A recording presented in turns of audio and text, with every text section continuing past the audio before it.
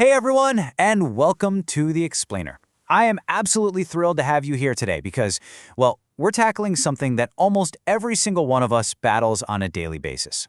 Today, we are laying out a definitive battle plan to reclaim our attention, our time, and, quite frankly, our lives from our smartphones. If you've ever felt like your day just slipped right through your fingers while you stared at a screen, you are exactly in the right place. So, why do we endlessly doom scroll? I mean, we've all been there, right? It's a universal struggle. You get that heavy digital fatigue, that creeping realization that you're somehow losing control over your own time. One minute you're just checking a click notification and suddenly, boom, 45 minutes have just vanished into thin air.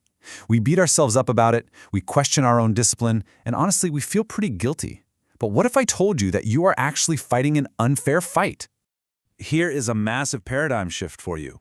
You don't doom scroll because you're addicted. You doom scroll because your phone is literally designed to make distraction effortless. Now, this powerful realization completely shifts the blame away from your personal willpower. You are up against a machine, a system that has been meticulously engineered by some of the smartest minds on the planet to hijack your attention. Your favorite apps are just sitting there, literally one tap away. There is zero resistance. But once you understand that the system is rigged to make distraction effortless, well, you can finally start fighting back with strategy instead of just hoping you'll somehow have better willpower tomorrow. Okay, let's dive right into this.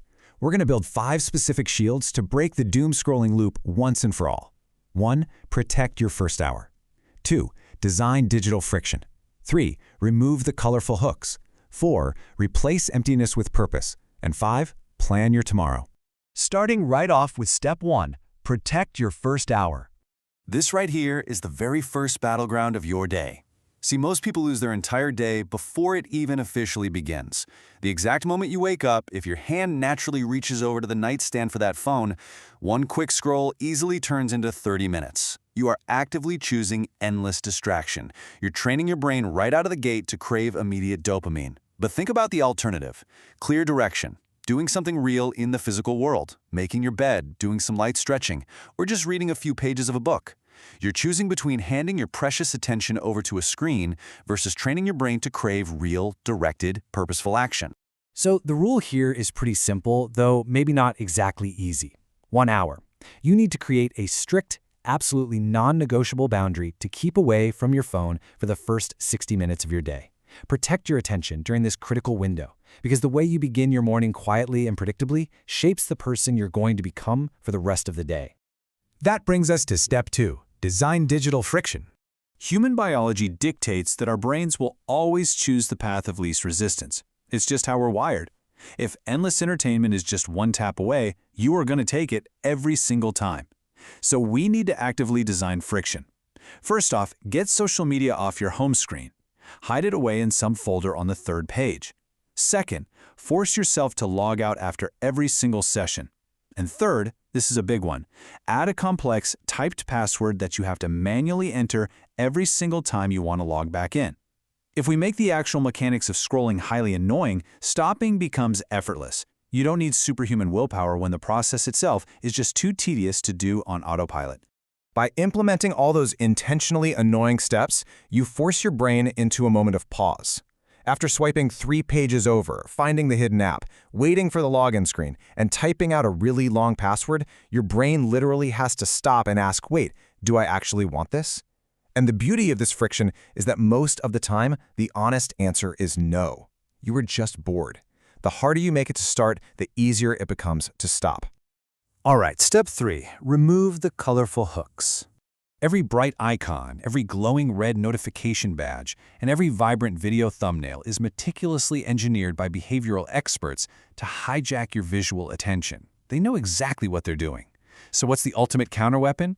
Grayscale mode. You can find this right in your phone's accessibility settings. It completely changes your entire screen to black and white. And the moment that screen fades from vibrant color to a flat gray, the apps immediately lose all their shiny appeal. A feed that once felt highly stimulating suddenly feels incredibly dull. I challenge you to try this small but mighty weapon for just 1 week and just watch how quickly your phone becomes as boring to look at as an old newspaper. Now, if grayscale and friction aren't quite cutting it, there are some practical tools you can leverage, like the Reset app. This is a brilliant way to overcome the trap of relying purely on willpower.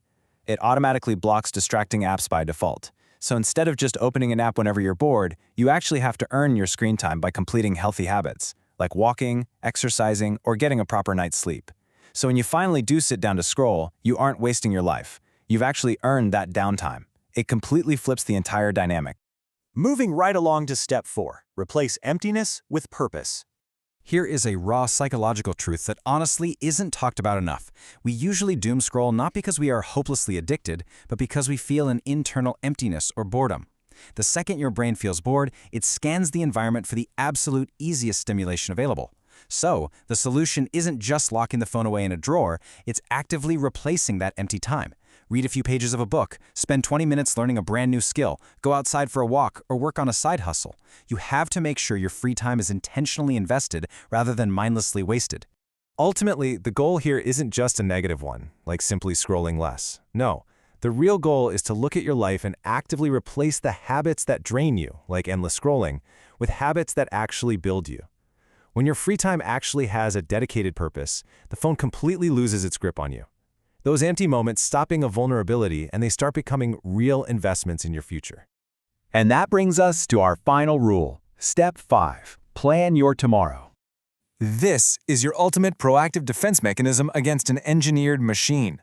Because think about it, when you wake up without a clear plan, your brain immediately looks for the easiest stimulation, and bam, the doom scrolling creeps right back in. And the absolute best part? Securing this defense takes only 5 minutes of your evening. 5 minutes!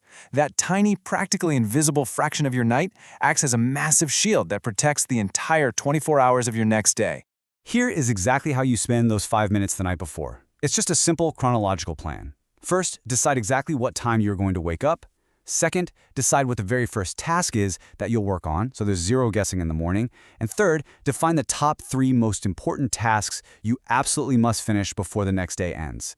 When you lock this in the night before, you completely eliminate the empty space and the morning uncertainty that distraction usually exploits. Your brain already knows exactly what needs to be done.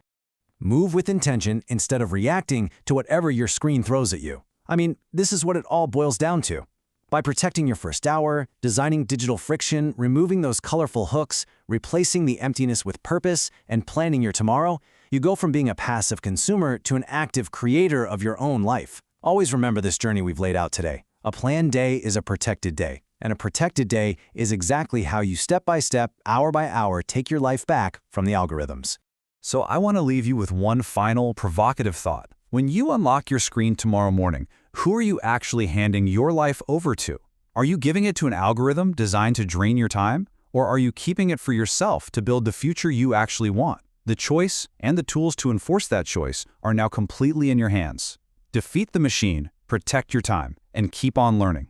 See you next time on The Explainer.